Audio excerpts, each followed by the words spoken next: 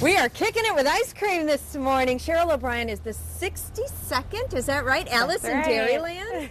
Well, hi Cheryl, how are you? Good, great to be here this morning. Thank you so much for having me. So we're celebrating Ice Cream Month. That's right. We've been doing it all month long. Good. And we're not stopping for a few more days. But let's ask you a few of the facts about, we're going to test her this morning to see how she knows her ice cream. How many plants? There are 13 different ice cream plants across Wisconsin, and some large companies that you can find anywhere across the state, like Shep's Ice Cream out of Madison, Cedar Crest down in Cedarburg, or some smaller and newer companies. Of course, anytime you're in Madison, you got to stop at Babcock Hall. I've heard about their this creamery. one. That's right. And then a new company is Sassy Cow Creamery. They just opened last year outside of Columbus, Wisconsin. So hopefully, as their business grows, you might see some Sassy Cow ice cream in stores near you. Well, I like the name, Sassy Cow. Fresh milk with attitude. That's their motto. I love it.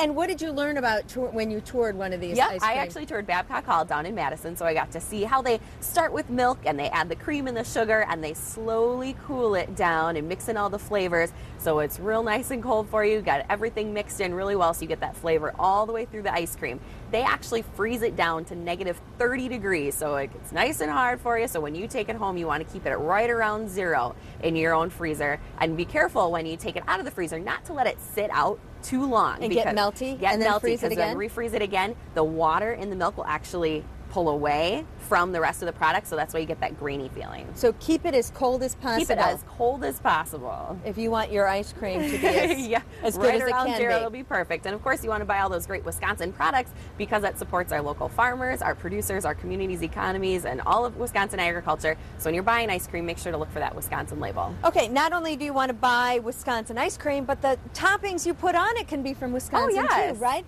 And you brought some examples here. Can we start here with blueberries because I'm hungry? That sounds good. Those blueberries I picked myself up at Rush River Produce all the way over in Maiden Rock, Wisconsin. And what did you do? I just mixed in some blueberries and some milk with the ice cream there to make a nice blueberry shake, so you can have that right away in the morning if you want. Have a little ice cream for breakfast even. Vanilla ice cream. Vanilla ice cream. And blueberries. Milk and blueberries. Oh, those blueberries are delicious. What are some of your other favorite toppings? We've got some different sauces that you can use, some syrups for the ice cream, so you can try with some of the cherry syrup. Of course, Door County, not that far away, cherry season is in full force. Maple syrup, some cranberry topping, and different dried cranberries. Of course, you can always have cherries in there as well.